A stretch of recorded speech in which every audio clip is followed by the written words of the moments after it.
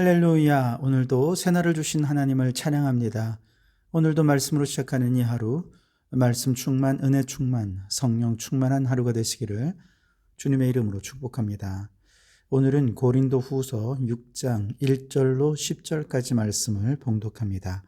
하나님의 말씀을 경청하시기 바랍니다. 우리가 하나님과 함께 일하는 자로서 너희를 권하노니 하나님의 은혜를 헛되이 받지 말라. 이르시되 내가 은혜 베풀 때에 너에게 듣고 구원의 날에 너를 도왔다 하셨으니 보라 지금은 은혜 받을 만한 때요 보라 지금은 구원의 날이로다.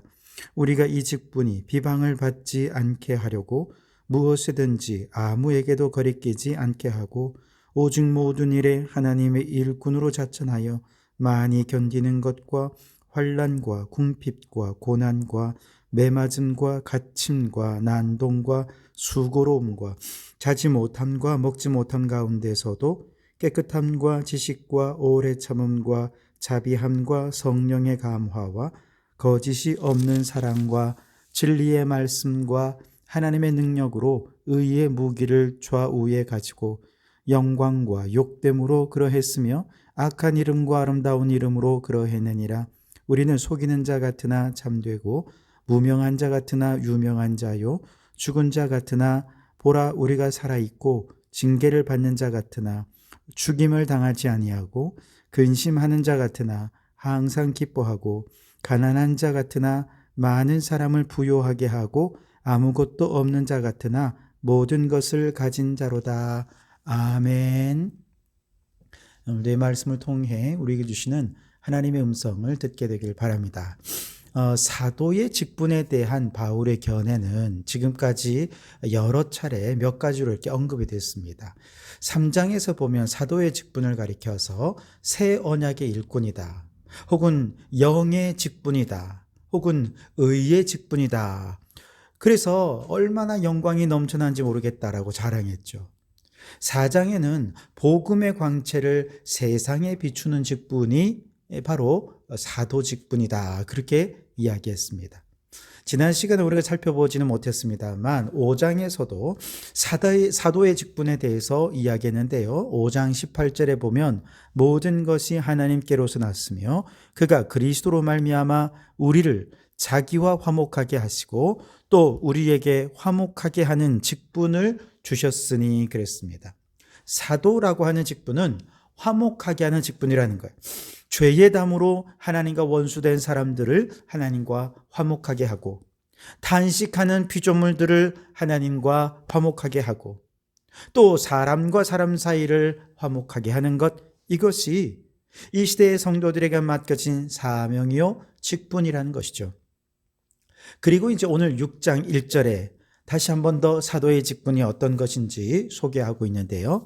우리가 하나님과 함께 일하는 자로서 너희를 권하노니, 그렇게 말하죠. 하나님과 함께 일하는 직분, 이것이 사도의 직분이라는 것이죠. 복음의 광채를 비추는 일이든 화목하게 하는 일이든 모두가 하나님과 함께 일하는 것이다 라는 거죠. 앞서 고린도전서 3장 9절에서도 바울은 고린도 교회라고 하는 밭을 일구기 위해 자신은 심었고 아볼로는 물을 주어 하나님과 동력했다라고 말하면서 사실은 이 하나님과 동력이 하나님과 동등한 위치에서의 동력이 아니라 우리는 그저 하나님의 일을 잠시 감당했을 뿐 모든 일을 주관하시고 행하시고 완성하신 분은 하나님이시다라고 고백했습니다. 하나님이 주권적으로 역사하시고 우리는 그저 주님의 명령에 순종해서 그 사역의 극히 일부분을 담당할 뿐이라는 것이죠. 사실 조금 더 차분하게 생각해 보면 원래 우리가 하나님과 이렇게 동력할 사이는 아니지 않습니까? 원래는 하나님과 원수된 죄인이었습니다. 죄로 인해 하나님의 뜻을 거스르며 하나님을 대적하면서도 이게 얼마나 큰 죄인지조차 깨닫지 못했던 구제불능이었습니다.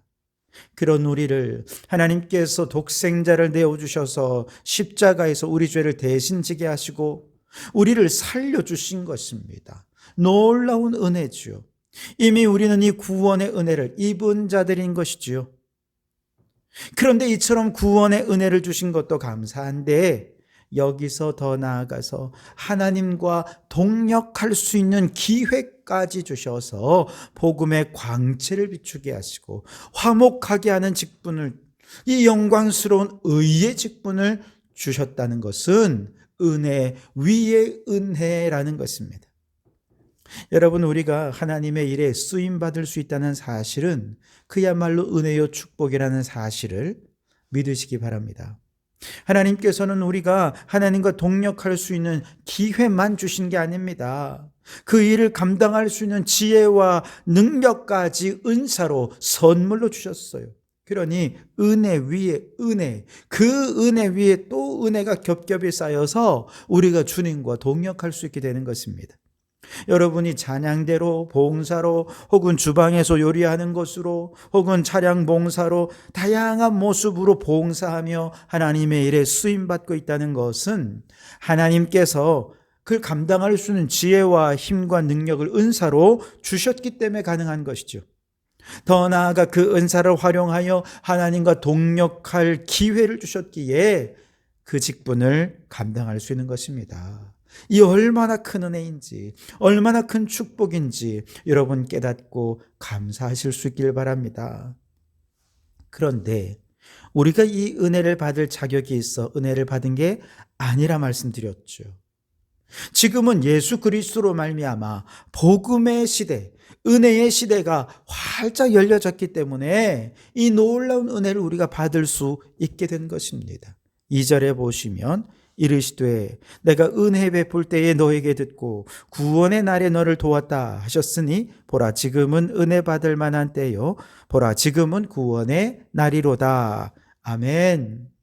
여러분, 여기서 말하는 지금은 이라고 하는 건 언제를 말하는 것일까요?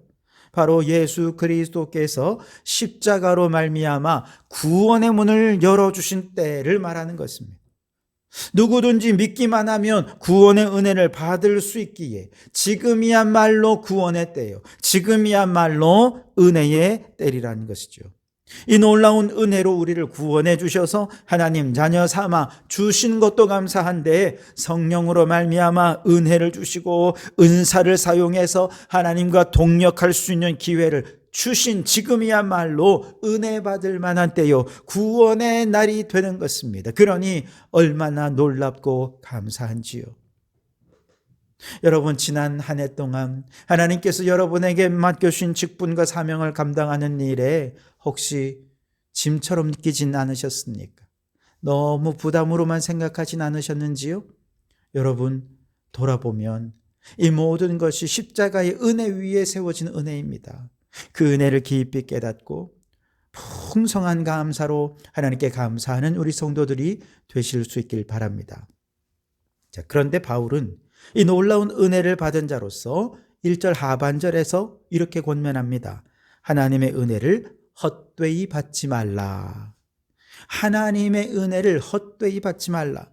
은혜를 헛되이 받지 말라. 무슨 뜻이겠습니까? 여기서 헛되다라는 말은 헬라어로 공허하다, 텅 비어있다 이런 뜻입니다.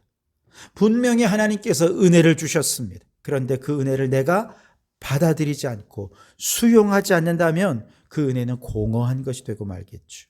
헛된 것이 되고 말겠죠. 텅 빈 것이 되어버리는 것입니다. 예수 그리스도께서 우리를 위하여 십자가를 지시고 모든 죄를 대신 짊어짐으로 죄인을 구원하신 그 놀라운 은혜의 복음을 들고 우리는 세상에 나아가 복음의 광채를 비춥니다. 그러나 그들이 그 복음의 광채를 받아들이지 않는다면 이처럼 부끄럽고 수치스러운 일이 없을 것입니다. 은혜가 거절당한 것, 이것이 하나님의 은혜를 헛되이 받는 것입니다.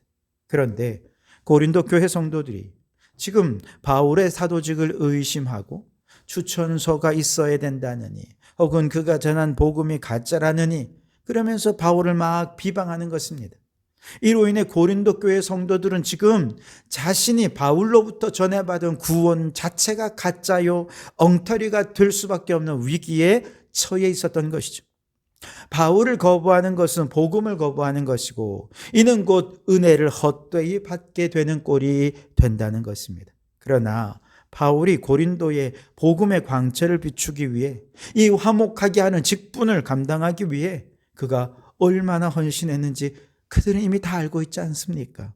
3절에 보시면 우리가 이 직분이 비방을 받지 않게 하려고 무엇이든지 아무에게도 거리끼지 않게 하고 은혜를 은혜되게 하기 위해 복음을 복음되게 하기 위해 여기에 방해가 되는 모든 것들을 제거했습니다. 그리고 자비량으로 일하면서 복음을 전했죠.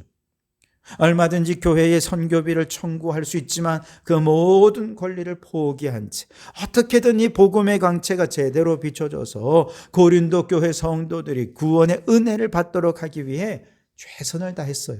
그것을 고린도 교회 성도들도 다 알고 있잖아요.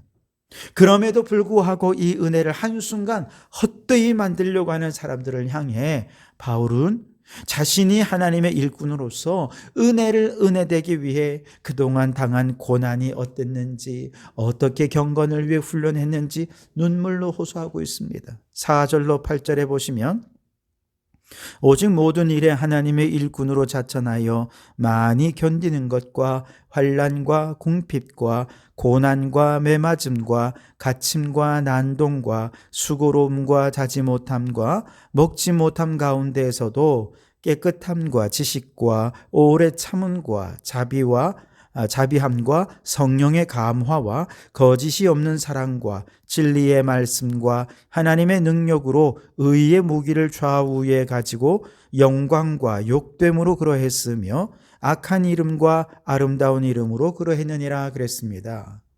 여기서 많이 견딘 것, 환난, 궁핍, 고난, 매맞음, 갇힘, 난동, 수고로움, 자지 못함, 먹지 못함, 이 모든 바울의 헌신은 오직 한 가지, 바울이 전한 은혜를 헛되이 하지 않기 위해, 그분이 내게 주신 은혜를 싸구려로 만들지 않기 위해 보여준 삶의 헌신들입니다. 하나님의 은혜를 헛되이 받지 않기 위해 바울은 이렇게 고생만 한 것이 아니고요, 그 가운데서도 깨끗함, 지식, 오래 참음, 자비함, 성령의 감화, 거짓이 없는 사랑, 진리의 말씀, 하나님의 능력이라는 이 거룩하고 경건한 인격을 갈고 닦았던 것이죠. 바울의 이러한 헌신을 보시며 하나님은 아마도 아들 예수 그리스도를 희생하신 그 희생이 하나도 아깝지 않다고 생각했을 것입니다. 오히려 그 아들의 희생이 빛나는 가치로 돌아오는 것을 보고 하나님은 정말로 기뻐하셨을 것입니다. 그런데 고린도 교회 성도들은 이처럼 은혜를 은혜되게 하기 위한 바울의 눈물 나는 헌신으로 값비싼 은혜를 받았음에도 불구하고 이것을 오히려 헛되이 하려 하고 값싸게 만들려 하고 있는 것이지요. 여러분, 오늘 우리에게 복음이 당도하여 놀라운 구원의 은혜를 누리게 된 것은 수많은 선조들이 은혜를 값싸게 만들지 않기 위해 얼마나 많은 피와 땀과 눈물을 흘렸는지요. 이것을 우리는 깨달아야 합니다.